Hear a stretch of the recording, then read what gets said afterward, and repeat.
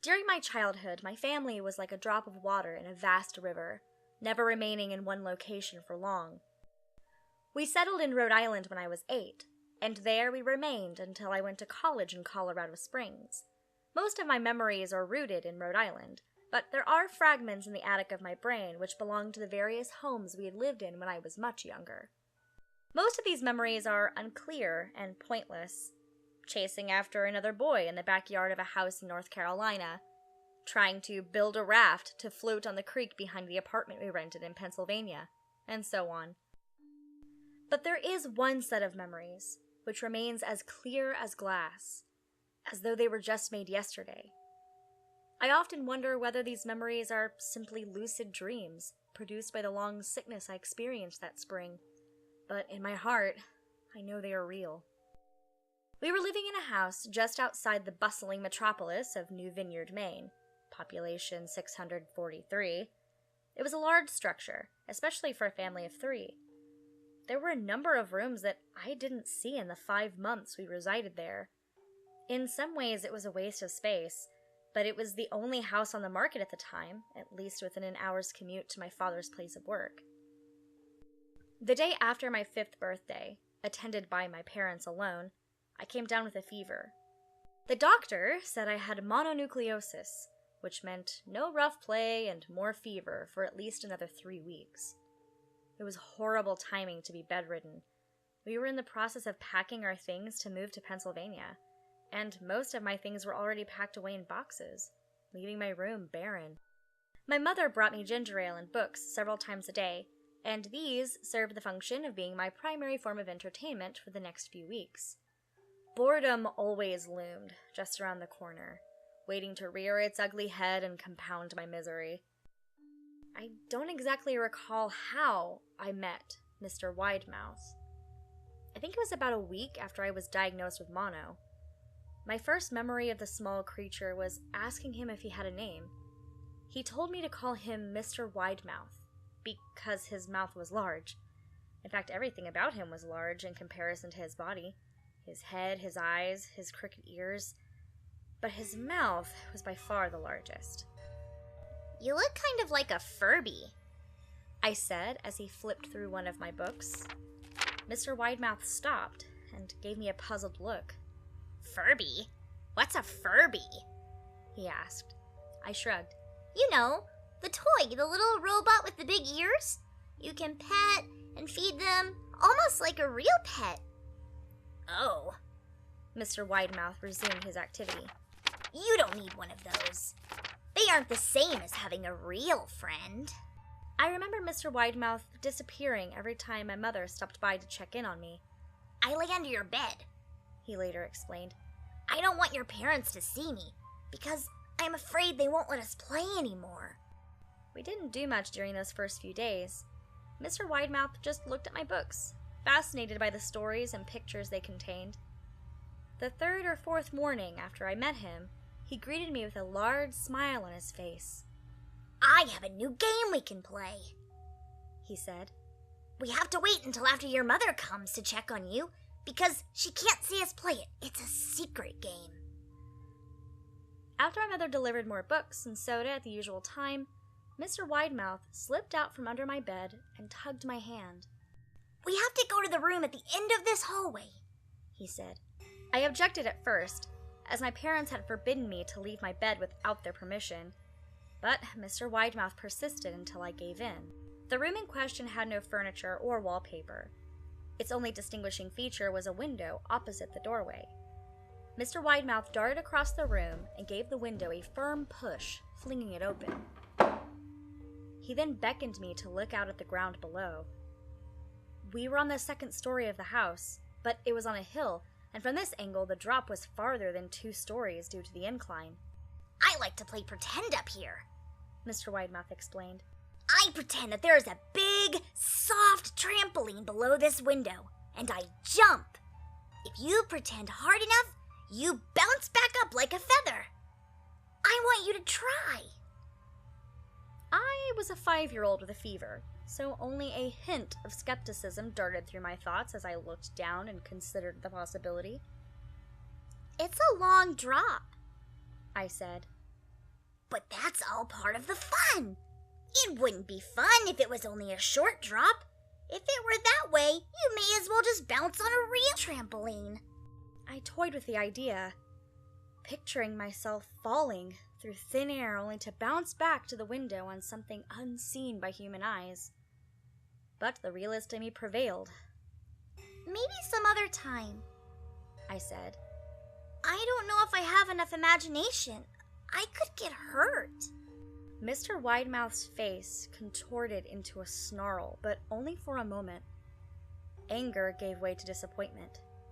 If you say so, he said. He spent the rest of the day under my bed, quiet as a mouse.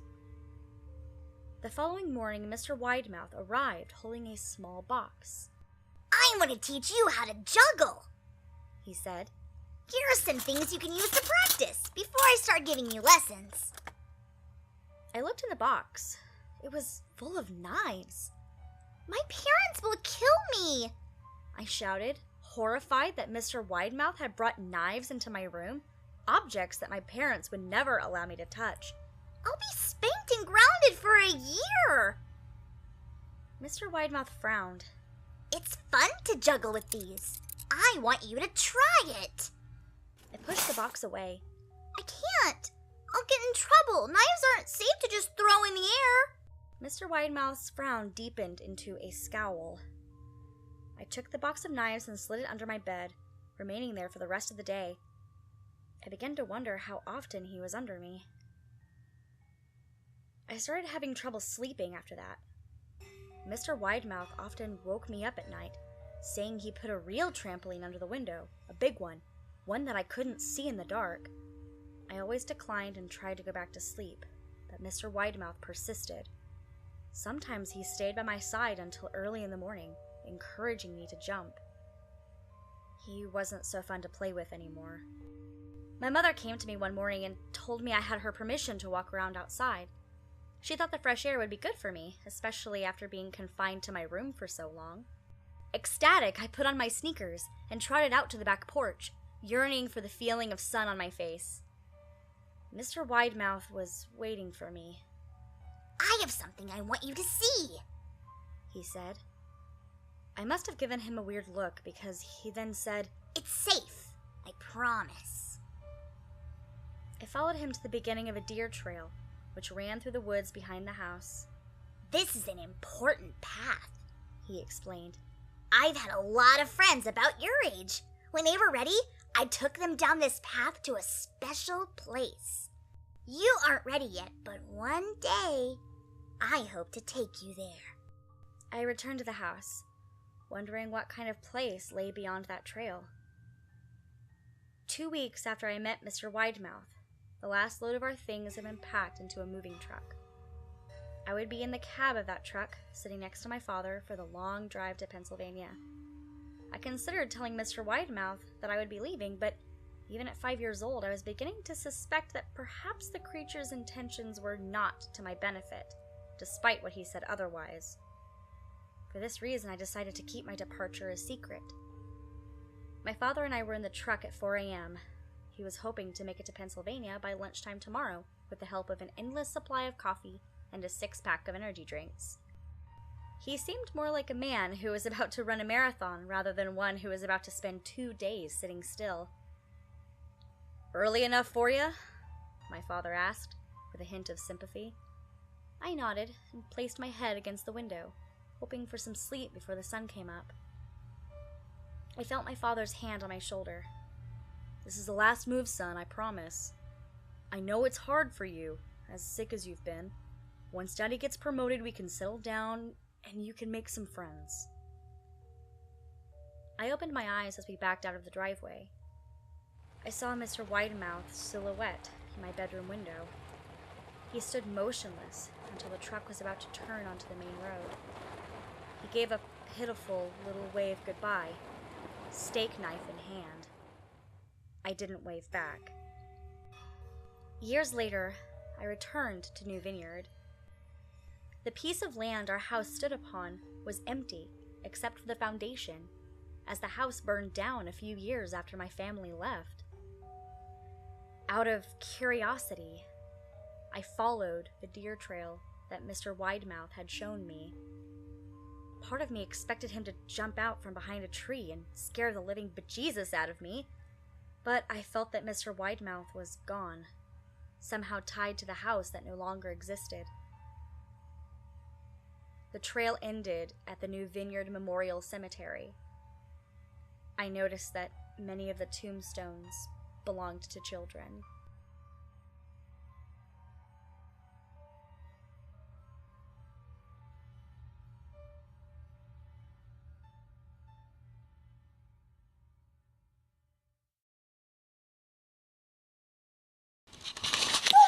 Hello my lovelies, thank you so much for watching this video. I'm really freaking tired.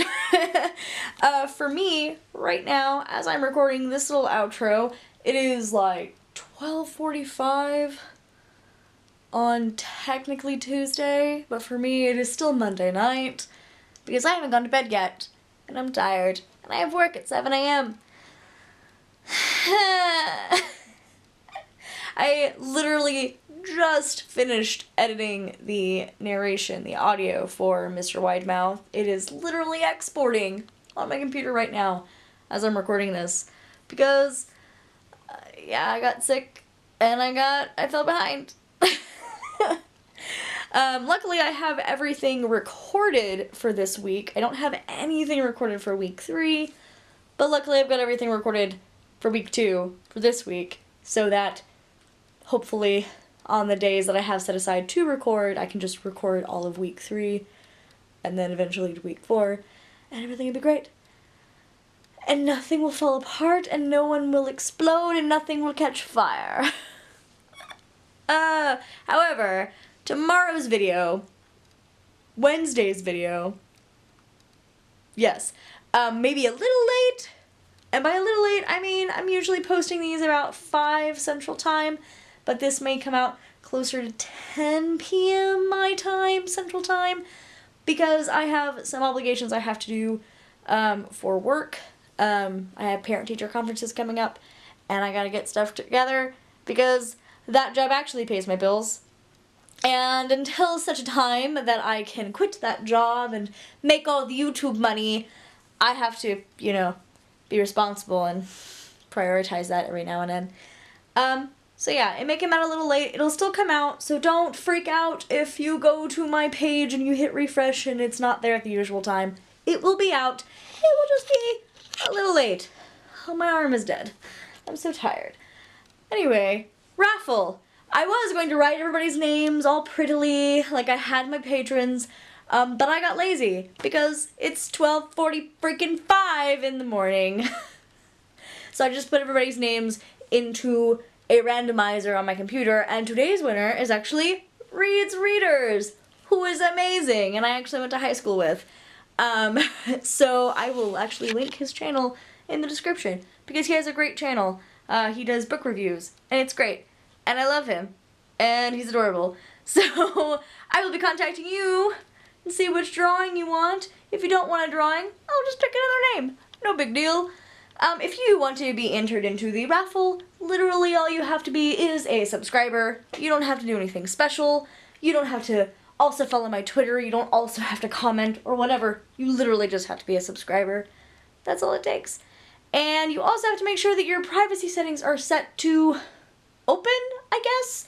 I guess there's a way that you can set your privacy setting where people can't tell what you're subscribed to, and even the people you're subscribed to, you won't show up on their list. Because I have 110 subscribers as of a little bit ago whenever I looked, but only like 92 actually show up in my list. So people have their privacy settings set in such a way that I can't actually see you. So if you're one of those people, maybe double check if you really want to be entered into the raffle, because I can't enter you in the raffle if I don't know who you are. Sorry. But yeah, I think that's it. I think that's everything. I'm out of breath. I'm gonna go to bed. I'm gonna export this video and upload it, and hopefully it'll come out on time. This is what they mean by YouTuber burnout, where you have to put out a video a day. This is why they hire editors. Yeah. Anyway, I love you guys. Mwah.